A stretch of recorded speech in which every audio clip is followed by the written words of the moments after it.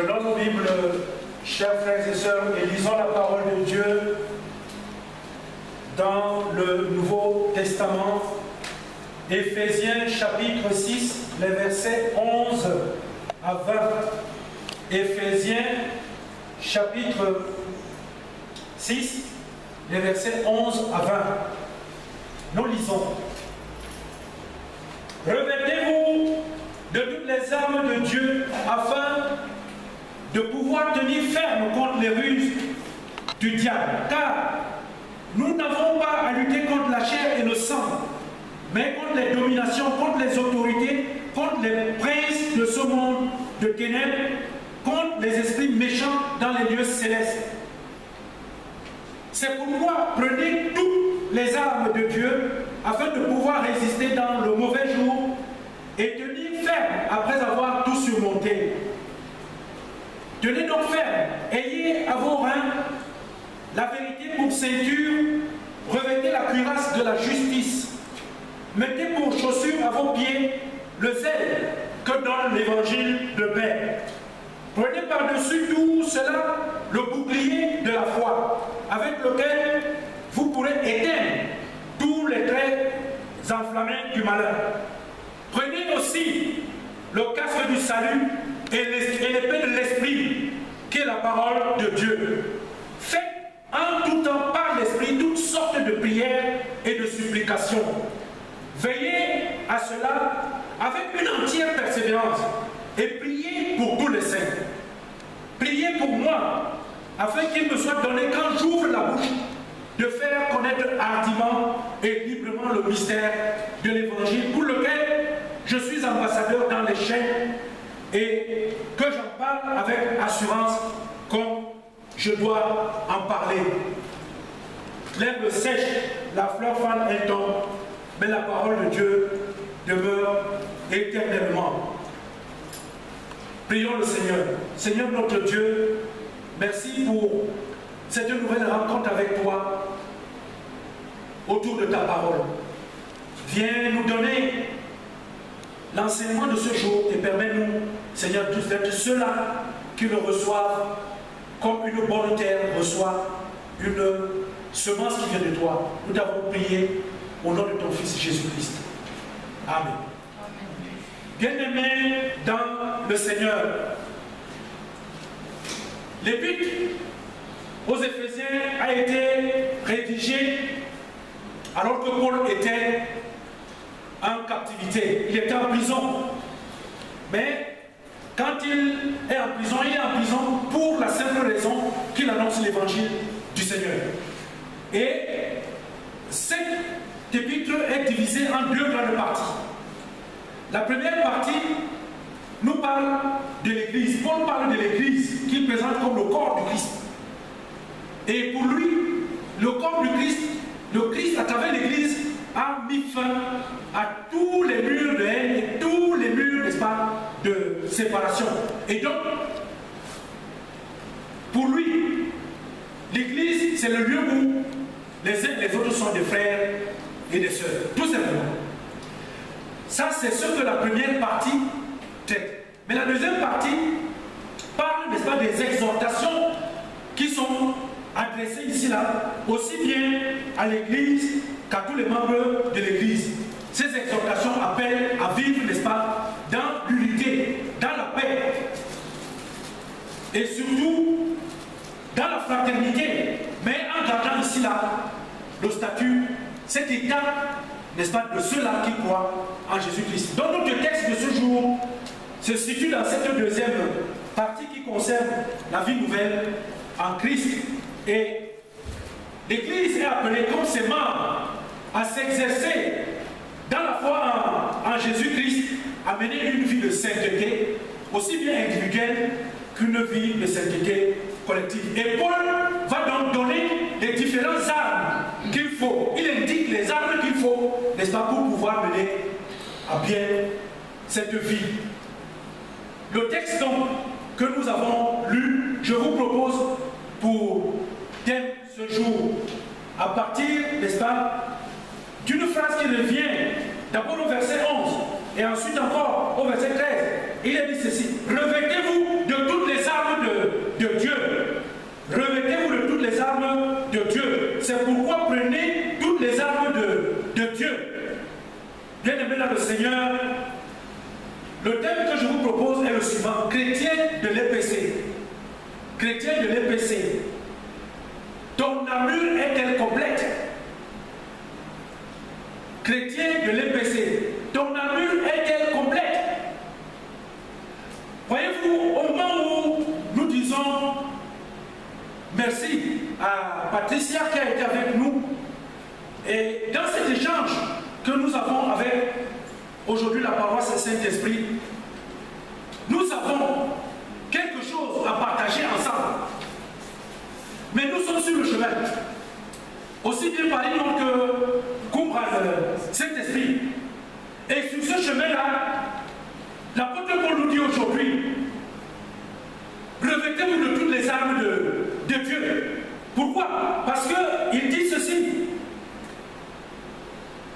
Il faut pouvoir tenir ferme contre les ruses du diable.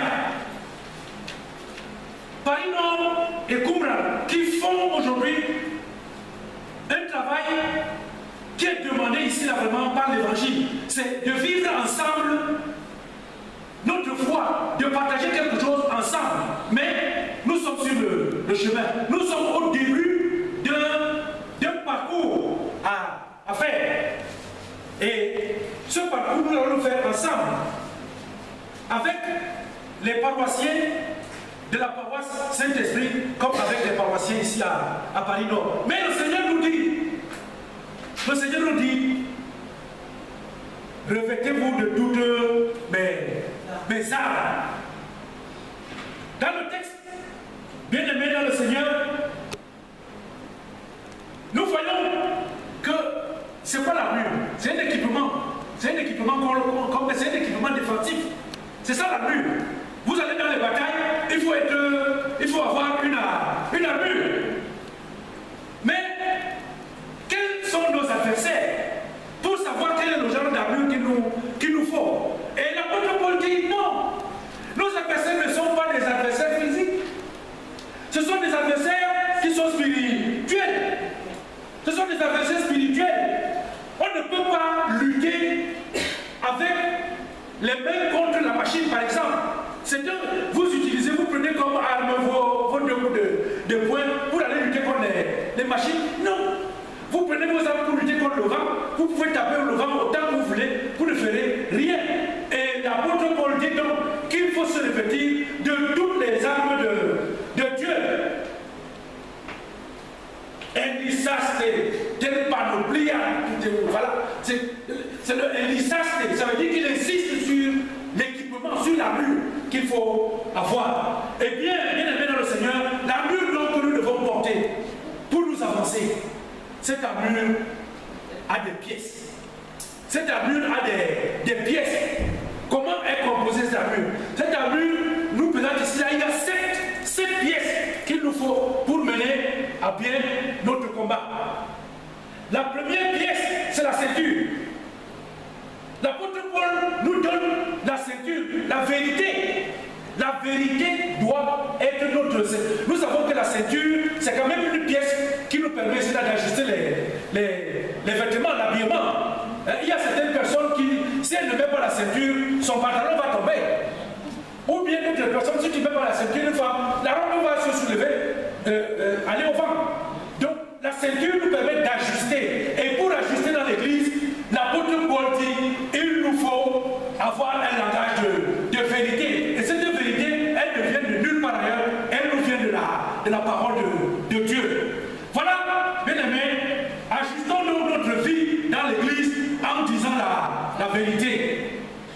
La deuxième pièce que l'apôtre Paul nous donne dans le texte, c'est la cuirasse. La cuirasse, et cette cuirasse, elle est une armure, n'est-ce pas, qui nous couvre le buste. En général, pour éviter parfois, bon, pour les policiers, ils ont les gilets par balle. C'est pour éviter que si on tire au moment où tu ne t'attends pas. Et bien, ce qu'il nous faut comme cuirasse, ce qu'il nous faut pour nous protéger, c'est la justice. Il faut être juste. Il faut être juste envers soi-même d'abord. Il y a des gens qui ne sont jamais justes envers eux-mêmes. Ils sont dans l'église et ils sont injustes, même avec eux-mêmes. Parce qu'ils mettent toujours les choses à la taille qui ne convient pas. arriver, ils prétendent à des choses alors qu'ils n'y ont pas droit. Il faut être juste envers toi-même. Quand tu n'es pas beau, excusez-moi de le dire, il faut reconnaître que je ne suis pas beau. Tu regardes le miroir, tu dis, hey, vraiment, moi-même, comme j'ai un collègue qui dit souvent, je ne donne pas son nom, mais il dit toujours que, yeah, mon nom, si vraiment, mon nom me ressemble. Parce que lui-même, il voit qu'il n'est pas, il nous fait toujours rire. Mais nous l'aimons comme ça, parce qu'il est honnête. Il est juste envers lui-même. Il faut être juste envers son prochain. Il faut être juste envers son prochain. Quand tu me fais quelque chose, sans que moi aussi, vraiment, est-ce que si je te fais ça, ce sera pareil? Il faut être juste envers son prochain. La justice. Le chrétien est quelqu'un qui recherche la justice, à vivre la justice. La troisième pièce, bien aimé dans le Seigneur, c'est l'évangile. C'est l'évangile de paix. C'est ça la chaussure du chrétien. L'évangile. Qu'ils sont beaux, les pieds de ceux qui annoncent la bonne nouvelle. C'est ce qui est dit dans la parole de Dieu. Mais quels sont les genres de chaussures que nous mettons aujourd'hui pour entrer dans l'église? Nous mettons les rangers qui viennent et on prend la boue partout, on vient, on met dans l'église. Les chaussures que nous devons porter, c'est la parole de Dieu. Parce que nous annonçons la parole. Mettons donc à nos pieds pour marcher ce qui va permettre que la bonne odeur rentre dans l'église. Quand tu mets les chaussures pour entrer dans l'église, mets les chaussures parfumées qui vont parfumer l'église, la bonne odeur. Mais n'amène pas les chaussures avec les problèmes. Bien aimé dans le Seigneur, la quatrième pièce qu'il nous donne, c'est le bouclier. Et ce bouclier, c'est la foi. Il faut avoir la foi. La foi, c'est la confiance en Dieu. C'est la confiance en son frère, en sa soeur, en Christ. Beaucoup de gens sont à l'église, ils ne font confiance à personne. Mais comment est-ce qu'on peut être en communauté et ne pas se faire mutuellement confiance? Parce qu'il faut avoir cette foi ferme, que je partage quelque chose avec toi. J'ai confiance en Dieu, que Dieu peut faire que, même là où on pouvait faire des erreurs, qu'on ne fasse pas des erreurs.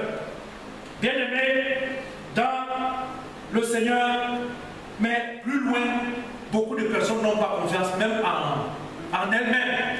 Il faut avoir confiance. Il faut avoir confiance. Il ne faut pas avoir peur. Nous n'avons pas reçu l'esprit de timidité. Il faut avoir confiance quand on vient à l'église, quand on est avec le Seigneur. Parce que si nous ne sommes pas confiants, comment voulez-vous que d'autres personnes nous suivent? Si on voit que nous ne sommes pas sûrs de ce que nous faisons, eh bien personne d'autre ne nous suivra.